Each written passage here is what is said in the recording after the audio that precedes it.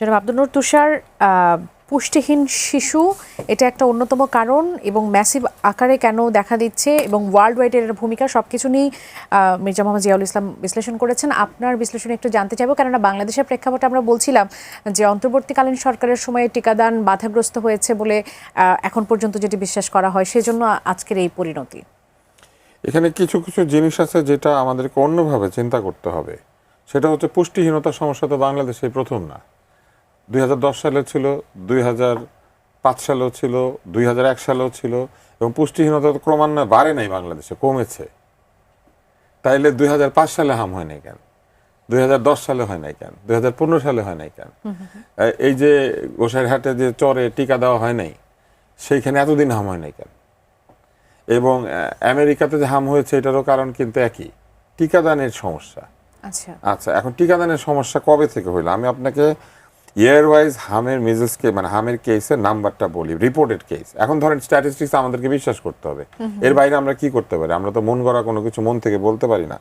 2010 সালে 788টা কেস ছিল, কিন্তু 2011 সালে 5625টা কেস হয়েছিল বাংলাদেশে। এরপরে ক্রমান্বয়ে এটা কমতে থাকে, কারণ বাংলাদেশের টিকাদান কর্মসূচি হামের ব্যাপারে বিশেষভাবে আগ্রহী হয়। এবং এরপরে 1986টা হয় 12 সালে, 237টা হয় 13 সালে, 289 হয় 14 সালে, 240টা হয় 2015 সালে, 2016 সালে 972 হয়, কিন্তু 2017 সালে এটা আবার 4000 হয়ে যায়।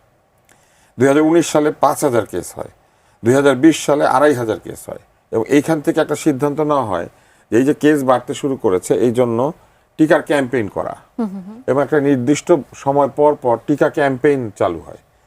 এবং এই টিকার ক্যাম্পেইন করার লক্ষ্য এটাই ছিল যে এই যে লেফট আউট জনগণ আছে, যারা টিকা পায় না, কিছু শিশু বাদ পড়ে যায়, নানান কারণে টিকা কাজ করে না, এদেরকে এই টিকার আওতায় নিয়ে আসে। একই ধরনের টিকা ক্যাম্পেইন কিন্তু পোলিওর জন্য হয়েছে এক সময়।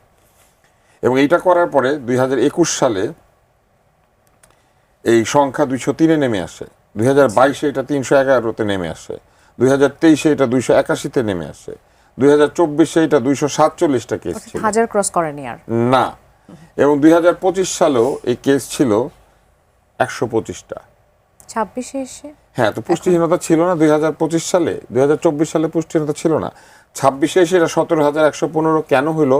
কারণ 2024-এ একটা টিকা ক্যাম্পেইন হওয়ার কথা ছিল, আমি যতদূর জানি, এবং এই ক্যাম্পেইনটা 23-এই হওয়ার কথা ছিল।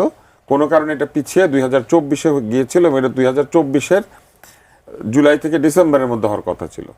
কিন্তু আওয়ামী লীগ সরকারের এক হলো পতন হইল, দুই হইলো আওয়ামী লীগ সরকারও এইচপিএনএসপি থেকে সরে এসে টিকার সক্ষমতা বাড়ানোর জন্য নানান ধরনের পরিকল্পনা হাতে নিচ্ছিল। এইসব কারণে এটা ডিলেড হয়ে যায়। ডিলেড হয়ে গিয়ে এটা ডিসেম্বর 2024-এর মধ্যে হয়ে যাওয়ার কথা ছিল। কিন্তু অন্তর্বর্তী সরকারের স্বাস্থ্য বিভাগের অথর্ব স্বাস্থ্য উপদেষ্টা এবং তার সহকারী উপদেষ্টা এবং তার সঙ্গে আরও যে 3 জন অথর্ব লোক নিয়োগ দিয়েছিল তারা ব্যক্তিগত ভৃত্য হিসেবে, তারা ব্যস্ত ছিল মূলত ট্রান্সফার, পোস্টিং, দলীয়করণ, এইসব কাজে।